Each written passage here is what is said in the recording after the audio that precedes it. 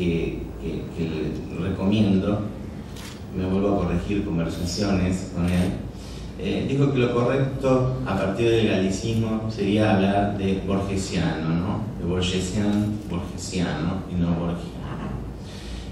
No casualmente, por esas cuestiones del azar o del destino que para Borges eran el anverso y el reverso de una misma moneda o de una misma medalla, Alejandra Crespin, a quien agradezco su introducción, cuando yo escucho que hablan de mí sufro como un desdoblamiento, ¿no? Porque trato de ir olvidando lo que hago. En ese sentido sigo las enseñanzas del maestro de Borges, ¿no? Es decir, trato de olvidar inmediatamente lo que escribo, ¿no? Para poder crecer de alguna manera. Entonces, por ahí uno se siente abrumado cuando hablan de uno, evidentemente, pero como decía Léon Blois, estoy tratando de averiguar quién soy siempre, y lo decía nada más ni nada menos que uno de los grandes escritores del siglo XIX como Léon Blois. Entonces, en la Ilva Sexta, Virgilio habla de un viejo embadurnado con sangre de moras.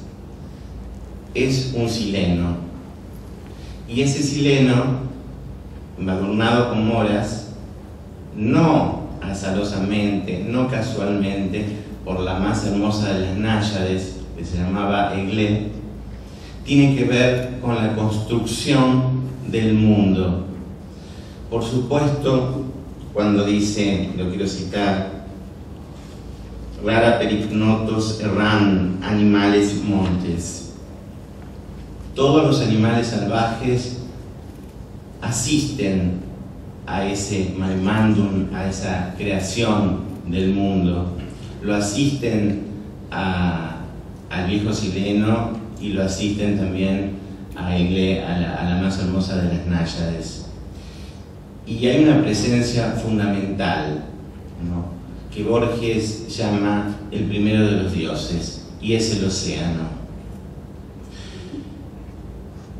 Para mí, la biblioteca de Babel, de la que vamos a hablar hoy, y la vamos a comparar con la biblioteca total de Auschwitz y de Fechner, que son los antecesores inmediatos de esta hipótesis, si se quiere, que es la biblioteca de Babel, es un caos en el sentido griego de caos. Es un desorden ante todo. Cuando leemos este cuento, que fue publicado por primera vez en 1941 en el Jardín de Senderos que se bifurcan, y luego pasó a integrar el celebérrimo Ficciones, donde están los cuentos, yo diría, arquetípicos y paradigmáticos en un sentido junguiano.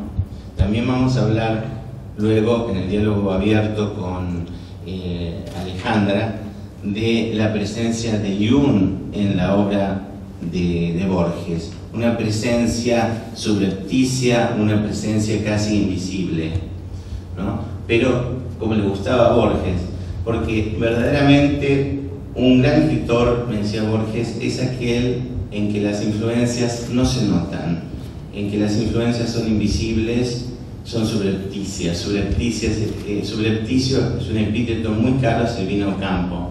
También vamos a hablar de esta trinidad de la literatura argentina, llamada así por Victorio Campo, no sin humor, sin un tierno humor, no es una butada, la Santísima Trinidad de la literatura argentina, Adolfo Bioy Casares, Silvino Campo y Borges.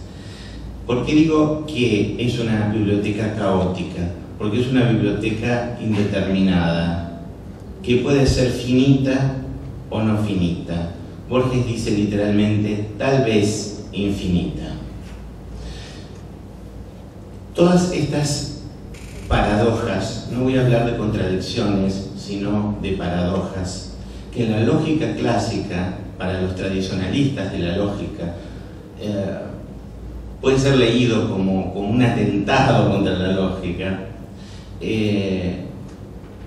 subvierten el orden de un mundo que es un artefacto y además un dispositivo, pero no dispositivo en el sentido en que lo trató hace unos instantes Alejandra, sino en el sentido que le da al dispositivo Gilles Deleuze, ¿no?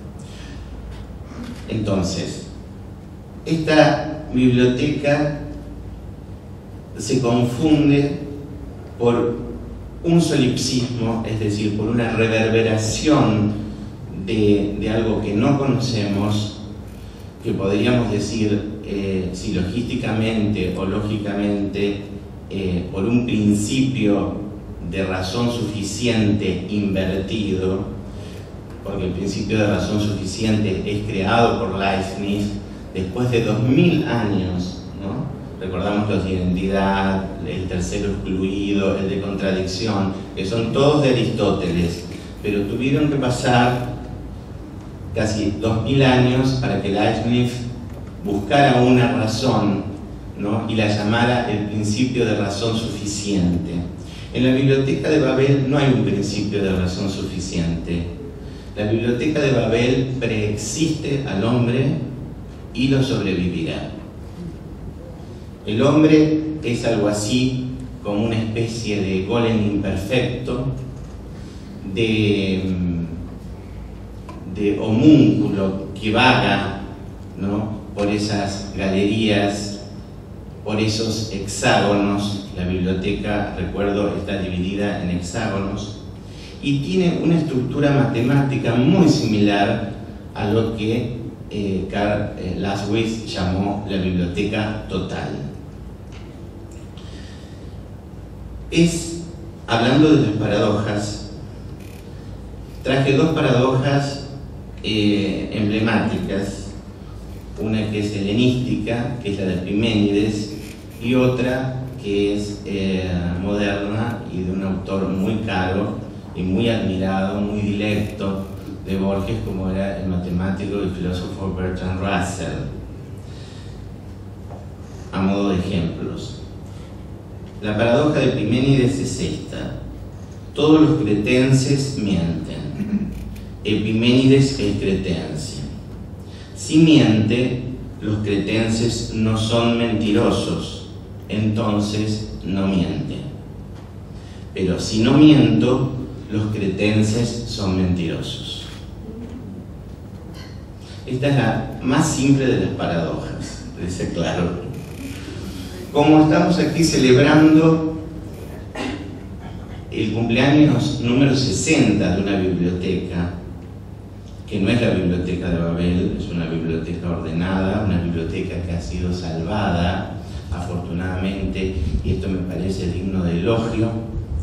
Qué cosa más hermosa que salvar una biblioteca, ¿no? Que no solamente es la memoria de la humanidad, es más que eso, es la imaginación de la humanidad. Yo el año pasado preparé una masterclass sobre lo que yo llamo la voluntad de imaginación, porque me di cuenta que diversos autores de diversos países, a través de diversas épocas, habían vindicado la imaginación, no desde un simple punto de vista teorético, sino la imaginación que se construye como salto tígrico, como salto tigral, como Dasein heideggeriano, es decir, como salto sobre el mundo. Y Bertrand Russell, como Cantor y como tantos otros matemáticos admirados por Borges, no olvidemos que la estructura de la biblioteca de Babel es algebraica, es caótica, pero es algebraica al mismo tiempo. Repito, casi con muchas enantiodromías en relación con la de Laswitz, pero muchas analogías. Cuando hablo de enantiodromía, estoy hablando lingüísticamente de conceptos aparentemente antagónicos o dialécticos, pero que se frotan constantemente. Porque si yo hablo de la biblioteca de Babel como periódica, Borges usa esa palabra, también estoy hablando a sí mismo, o Borges nos nos lo está diciendo, nos está diciendo que es indeterminada y periódica, finita y no infinita. Hay una sola línea que va desde el comienzo del cuento hasta el final, y es la esencia. Y voy a poner entre comillas esencia porque es una palabra que a Borges no le gustaba demasiado. Alguna vez escribió y dijo: no sé verdaderamente lo que es esencia. No es que me perdonen los filósofos, pero no sabemos verdaderamente qué es lo esencial. Pero lo estoy usando aquí de una manera didáctica. Y la esencia es el caos.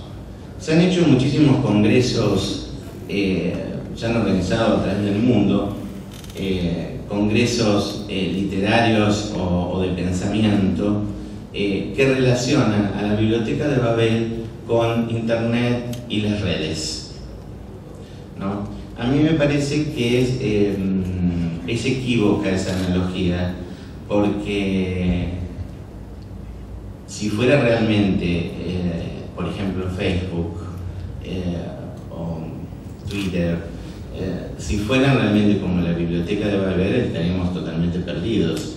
O sea, la estructura esencial de la informática es binaria. La Biblioteca de Babel es impredecible, es tan impredecible y es tan diversa, es tan disímil como los lenguajes de Tlön, Uqbar o Tertius, ¿no? Y es tan imprevisible que puede figurarse la parodia y el humor y la repetición, en cierto sentido limitada,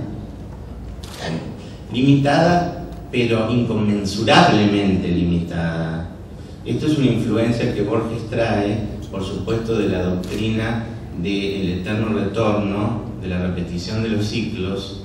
Bueno, el eterno retorno ya es una expresión que usa Nietzsche en el caso de los ídolos, ¿no? Entonces, la variación de fuerzas, en el caso de Nietzsche habla de fuerzas, es inconmensurable, pero no es infinita. Es decir, el universo es finito, ¿no? También hay otro antecesor, digamos, de la biblioteca. Yo hablé de Lachwitz y de Fechner como los más cercanos, pero los más lejanos en el tiempo son Platón y Aristóteles, en especial el libro segundo de la Metafísica, ¿no? Donde Aristóteles habla de Leucipo y de este eterno retorno, ¿no? Y podríamos, por supuesto, también hablar, que los críticos no lo señalan, pero de Empédocles de Agrigento también, cuando dice: alguna vez fui mujer, fui pájaro, fui pez, ¿no? Fui todas esas cosas. Pero ya entraríamos, en el caso de Empédocles de Agrigento, en una variante más mística, si se quiere, y menos estoica, ¿no? Es decir, el comienzo de la Biblioteca de Babel estaría en el laberinto circular de los estoicos, luego retomado por Platón y por supuesto también por la metafísica de Aristóteles. Y hablamos de la paradoja de Epimenides como la más simple, porque la Biblioteca de Babel está llena de paradojas, es esencialmente paradójica. ¿Y por qué no recordar la de Bertrand Russell, que tiene que ver con los catálogos de una biblioteca? Para mí esto ha sido un hallazgo de hace unas pocas semanas y me parece maravilloso. Se los traje para leerlo porque es fantástica la paradoja. En algunas bibliotecas el catálogo de los libros es considerado un libro más de la biblioteca y por lo tanto es registrado en el catálogo, y en otras el catálogo no es considerado un libro más y por lo tanto no figura en el catálogo. Supongamos que queremos hacer el catálogo de los catálogos que no se incluyen a sí mismos como libros, que no se incluyen a sí mismos como libros. Procedemos a hacer un catálogo donde se registren todos los catálogos que no se incluyen a sí mismos, pero surge este problema. ¿Este nuevo catálogo ha de incluirse o no a sí mismo? Si no lo incluimos, es un catálogo que no se incluye, y por lo tanto debe incluirse. Si lo incluimos, el catálogo no es un catálogo que no se incluye a sí mismo y por ende no se debe incluir. Corolario. Si lo incluimos, no se lo debe incluir, y si no lo incluimos, debemos incluirlo. A mí me parece que esta paradoja es casi una alegoría de la Biblioteca de Babel y que hubiera fascinado a Borges, ¿no? Que yo sepa, Borges no la mencionó en ninguna de sus obras, pero como decía Manucho Mujica Lainez, no intentemos ser originales porque Borges ya lo escribió antes. Borges siempre ha hablado de Benedetto Croce y sobre todo rescatando en relación con el universo verbal, porque para Borges el universo es esencialmente verbal, y yo creo que esta es una de las claves de la biblioteca.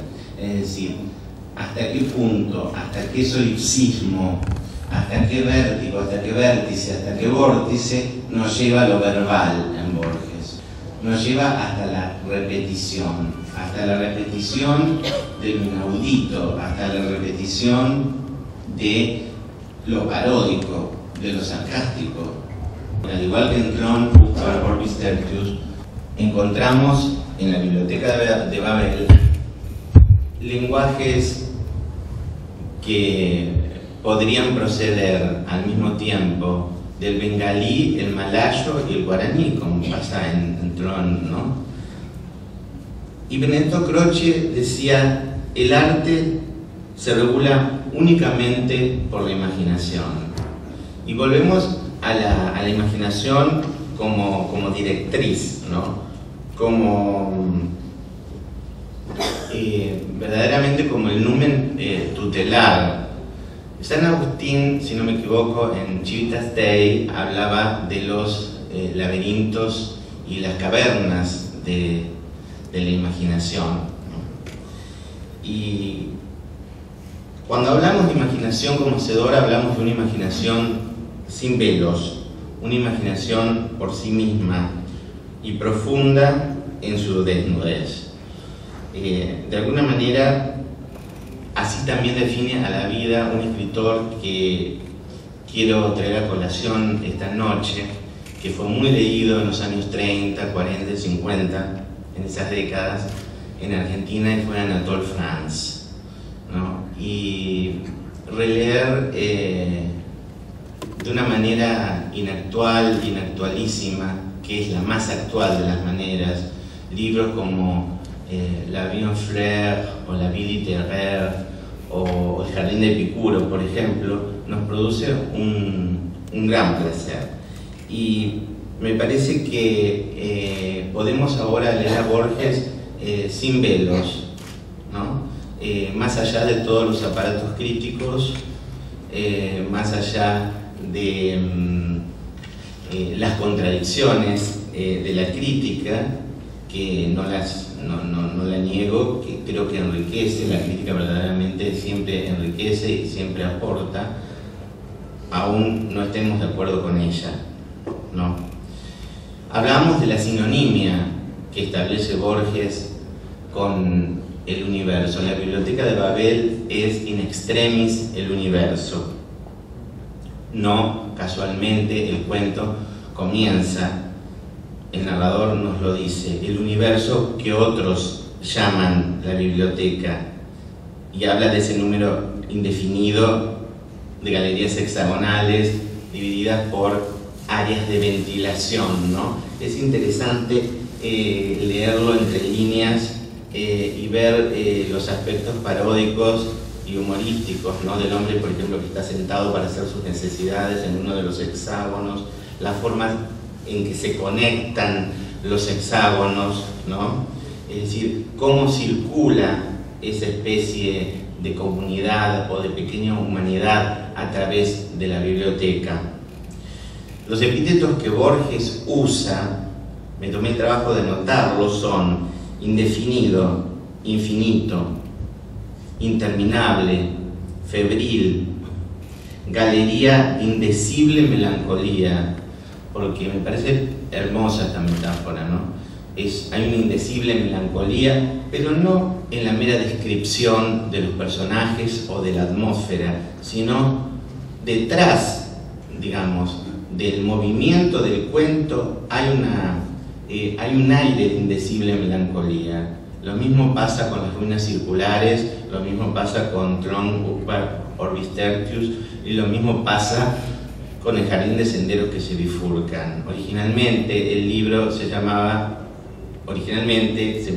Borges publica a principios de los 40 el jardín de los senderos que se bifurcan, que hoy podemos leer como no solo una reflexión sobre los laberintos, sino como una reflexión sobre el género policial, pues ya sabemos que es una trama policial, pero que va mucho más allá de eso, ¿no? Es una obra espléndida de pensamiento como la Biblioteca de Babel, aunque Borges dijera en un prefacio que le parecía una obra menor la Biblioteca de Babel, yo creo que es precisamente lo contrario y que es abrumante leerla, no solo leerla sino releerla, ¿no? Es una verdadera arquitectura, y es curioso si uno compara estos cuentos con lo que se escribía en Argentina paralelamente, si bien hubo espléndidos escritores por supuesto, pero con lo que ocurría en el entorno literario argentino,